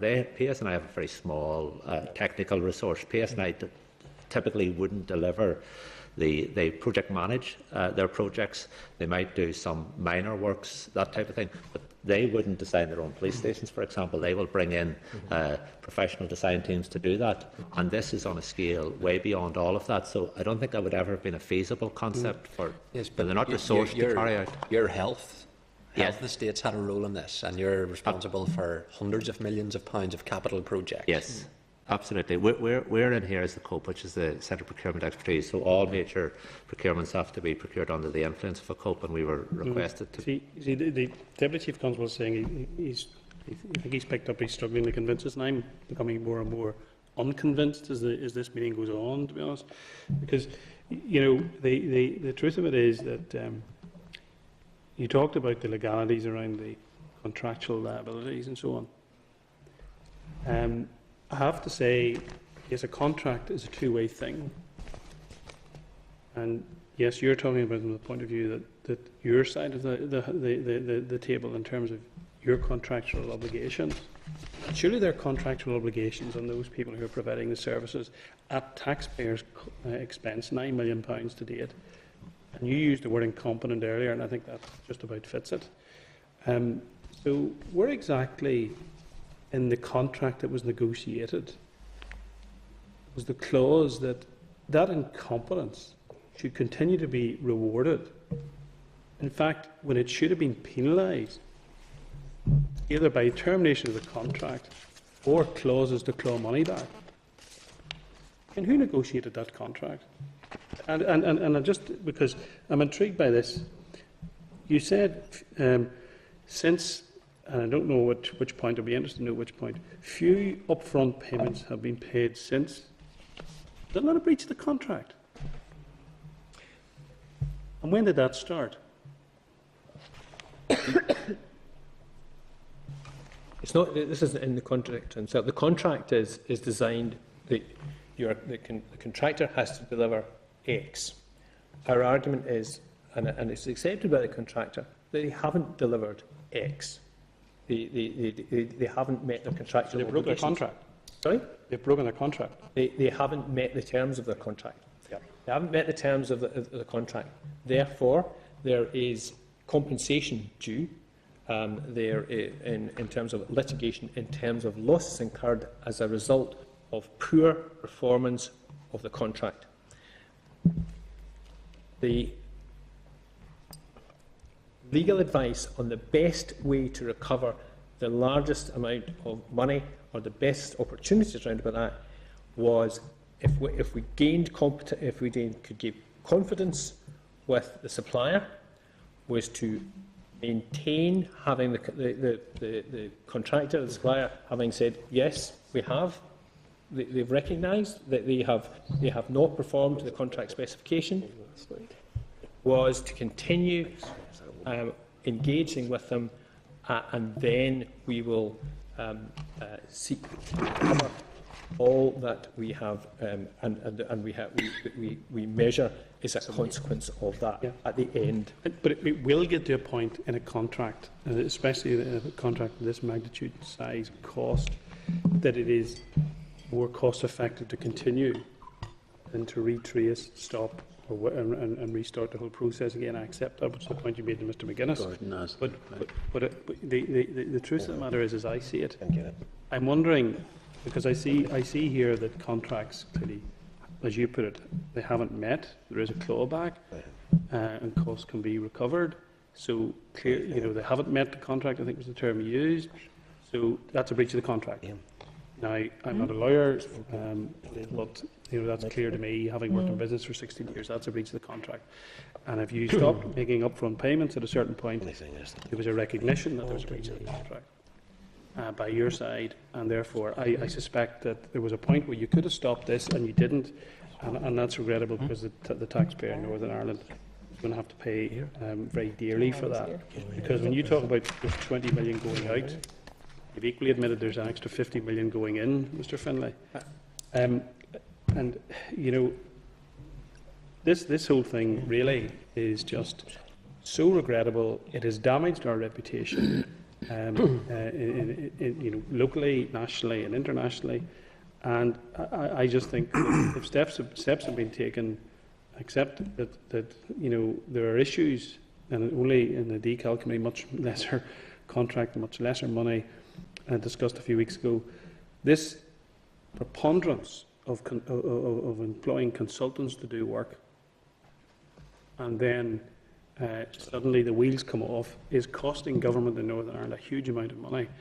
And given the resources that I suggested within the Department of Justice, the Health Department, the Police and the Strategic Investment Board, I am shocked that they weren't involved at a much earlier stage and didn't apply the brakes. Thanks, Chair. If I can just briefly reply to that. The issue is entirely about the commitment to recover for the taxpayer all that is due to them.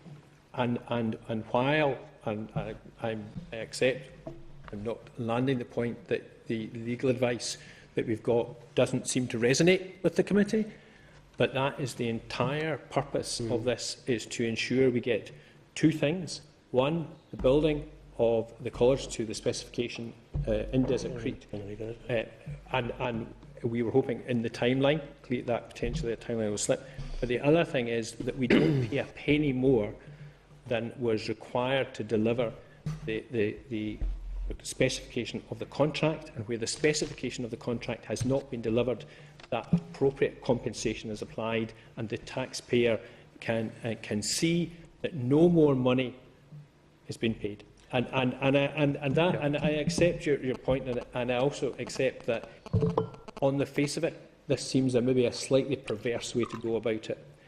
However, I took note of what you said. You said governance is more than competent in this project. I think that's the term you used. Yeah. And that we will recover the money. Yes. Well, I'm not so sure the governance has been more than competent. And I think it's abundantly clear that hasn't been the case. And, as I said earlier, you've used the term incompetence. I wish you well in recovering the money, because as a taxpayer, I want to see that being the case. But as someone who sits and represents a constituency that there's huge number of people that are unemployed and could do with the work. The 2,000 jobs that Jim Wells talked about earlier are much needed in the Northern Ireland economy, particularly in that part of the world.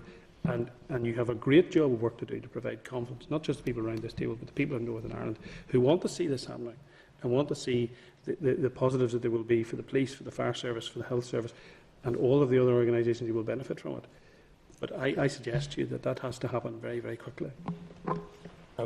I'm grateful for those views. I think we are on the same page at wanting to achieve exactly the same outcomes.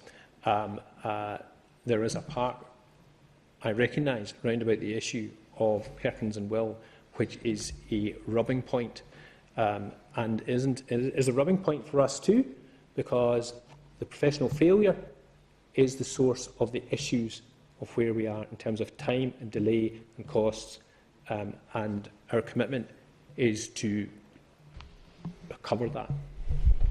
Thanks, Chairman. And I think others will look into the way this has been managed in terms of the programme board, but Mr Dunn wants to come in. Thanks very much, Chair. Thank you very much for coming in and having this session with us. Just a few points. Most of the issues have been well covered.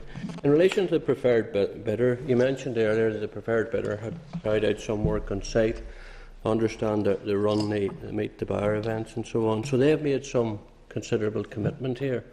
What sort of buy-in have you with them now? Are you legally bound to proceed with them?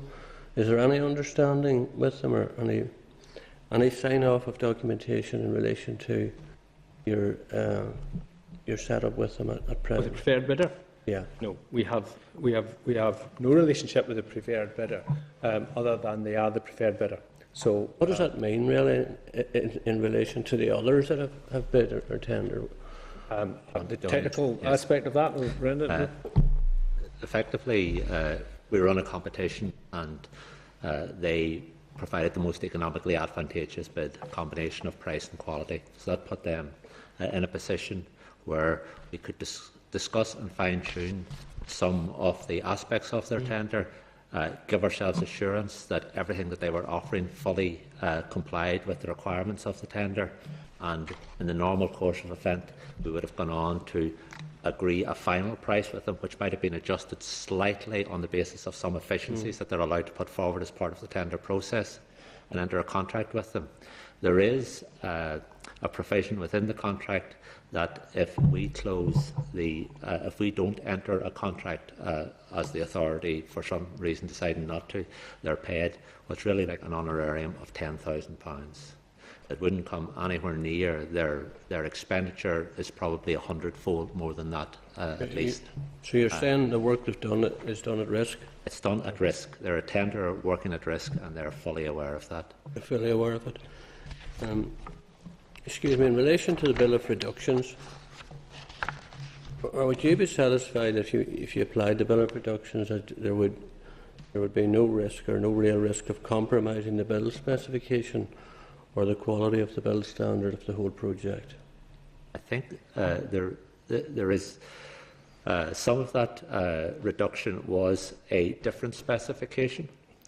Some of that, for one of the examples that I think we've discussed before, is some of the road specification was to a motorway standard, so it was possible to reduce the depths of hardcore, the depths of build-up of that road, to reduce specification to something that was still fit for purpose, but to a lesser specification.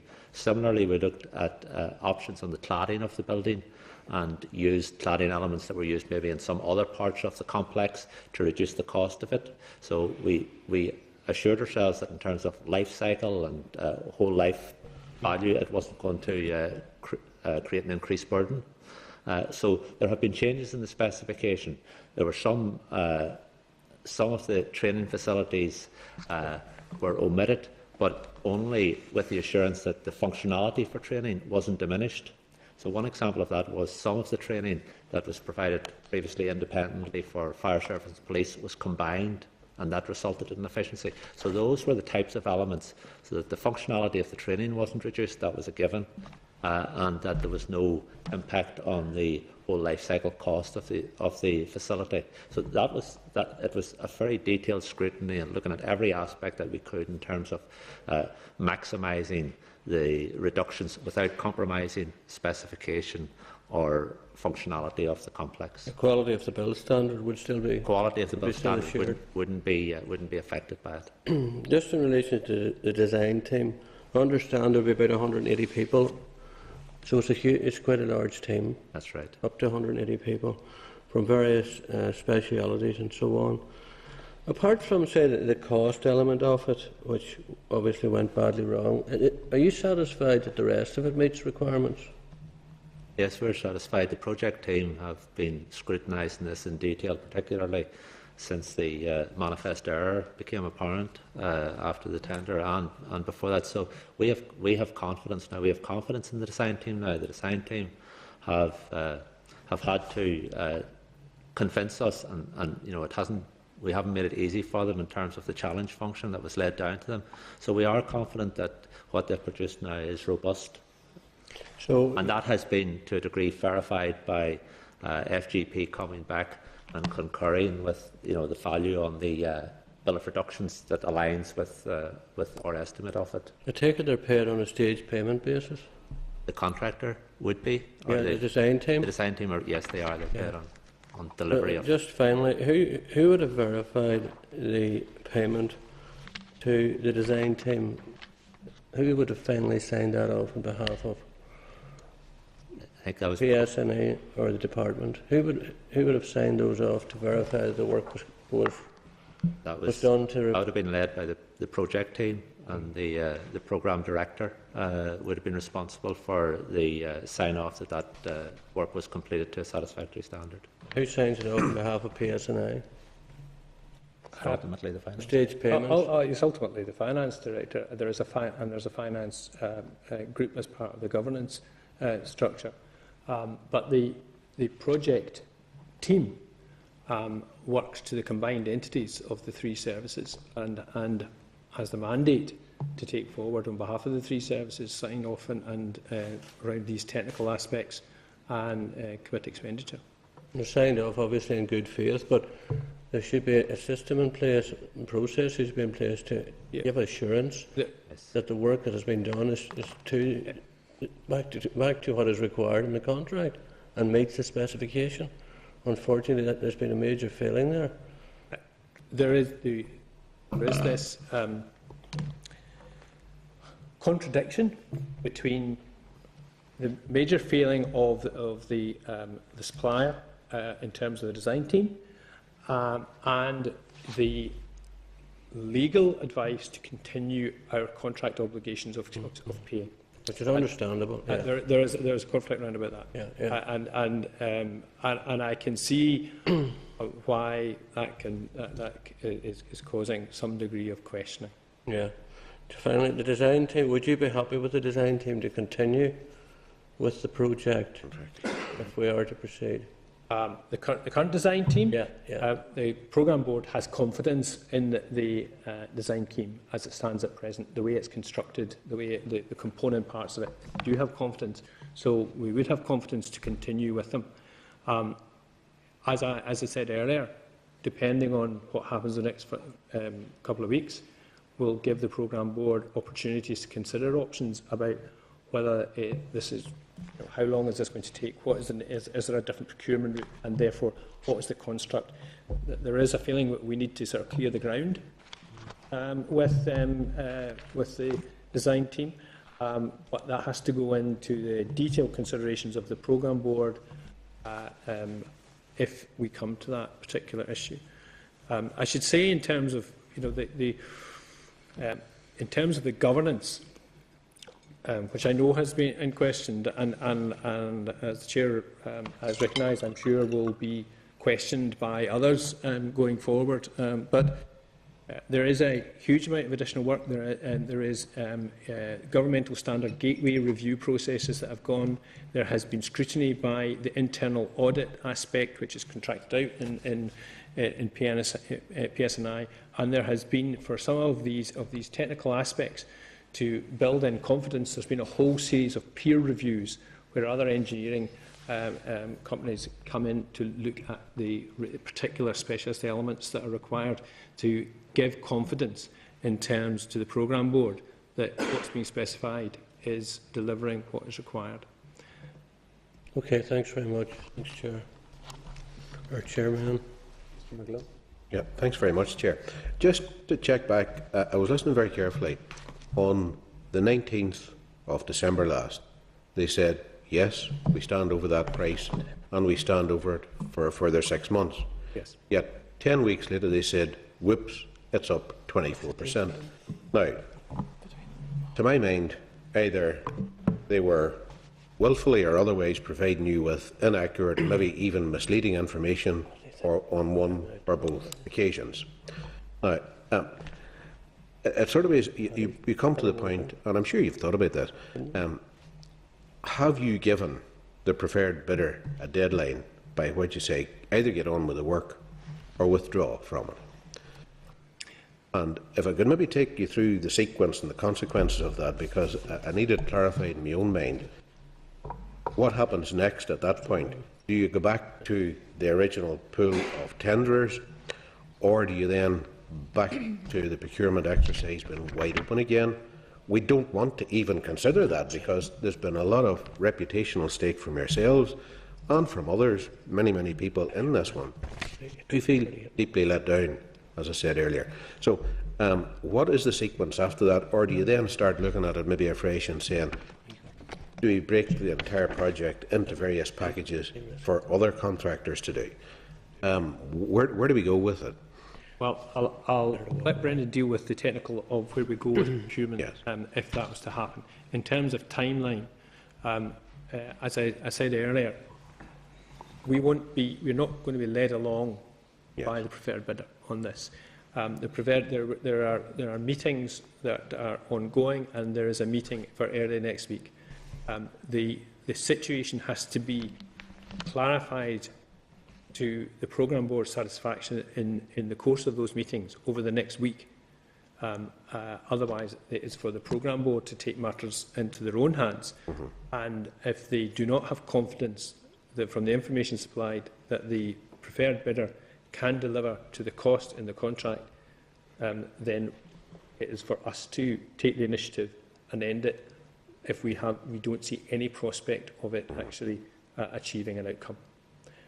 So we will be proactive round about it, because the risk is potentially that we could be led from one meeting, from beginning of 1 week to end in 1 week, and this goes on, and all we're doing is drawing out time. So we believe we understand the situation where we're in, and we may have to be proactive round about that, even though that would seem to be a kind of semi-destructive act, if you like. But I think it is about having confidence in the preferred bidder. Brendan, maybe cover the options. Now, the fallback option, as identified in our memorandum of information and our ITT document and the letters that we sent out to the preferred bidder and the unsuccessful bidders, is that in the event of failure to reach agreement with the preferred bidder, we retain the option to go out to all of the shortlisted contractors on a lowest price basis. Now, there are other factors that could impact on that, clearly. There's no point in going out again if we're not confident that the budget we have available is deliverable. So we need to do a little bit of work, which we've already initiated, to start looking at what we believe a correct pre-tender estimate for this piece of work should be. Previously, we were tied. That might sound like a strange statement, because you'd say, well, why have you not done that? Why have you not done it before? Yes. You said it had been looked at on multiple occasions. Yes.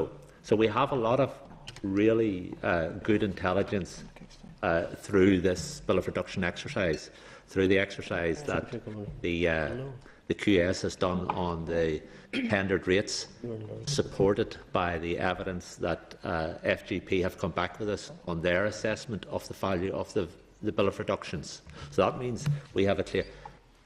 The issue that's at the core of it is, what is the base value of that estimate? And that's what we need to determine. Now, that will take probably 4 to 6 weeks to determine what that figure is, to give us a robust assurance through the Bruce Shaw really doing a detailed analysis of the bill of quantities as they stand in the current environment, in the current pricing environment. So that will give us a robust analysis. The issue then is, do we have the financial envelope to go out to tender to those 5 shortlisted consortia? And if we don't, there's 2 ways of going in that. One, you either reduce the specification to a level that allows that to happen, or you increase the budget, or you find something in the middle, that works both ways. And in the middle of that is the necessary governmental permissions. in terms of the processes of a business case, because if this is changed, then the business case needs to be changed. That has to go through the departments, go to DFP and executive sign-off. So there is whichever way we go, there's a piece of governmental governance that comes into this, which will in itself incur delay. Okay, thanks very much, Chair. Two members have asked very quickly to make supplementaries, and then we're finishing it there. So, Mr. McKinney, and straight after him, Mr. Wells. In fact, combine the two together, and then the officials can answer. Could they not just stay? We can all go on. Thank you for your indulgence, Chair. Notwithstanding then events, can you say tonight that those events will not divert the ambition, aim and intent of the project? That there be 3 services at a training college on one site, and that site's Desert Creek? I can. We are committed to the site at Desert Creek. The site at Desert Creek has been scoped on another at various times as to whether this is the right site. It is the right site, and that is what the services are committed to. Thank you. Mr. Wells. Mr. Finlay, you started by quoting from me. Well, you've given me the best quote for years. You've called all this a significant pause. Strategic pause. I've got visions of the captain of the Titanic as it hits the iceberg, calling it a strategic pause. I think it's a wee bit more than that, a wee bit more than a strategic pause. Well, the strategic pause will indicate that it's not at an end. It is a gathering or reflection of where are we now, what are the options, and what is the right way to deliver the outcome that we want to deliver, as described by Mr. McKinney. Still an iceberg to get round, mind you. Okay. Well, can I thank you very much for coming to this joint committee today. Obviously, there'll be follow-ups, I'm quite sure, as we want to continue looking at this. But can I thank you all very much for coming to the committee. Members, can I thank you all for the joint committee. Members, I'm sure will agree the extraordinary nature of this required the joint committee. Justice Committee have been looking at this quite in depth. I assume members are agreed the Justice Committee will take it on here on in, and we will continue to do that piece of work, and we will want to follow up on it. So let me thank you all for coming today. Thank you. We're going home early tonight, Chair. Aye, compared to 2 nights. Aye.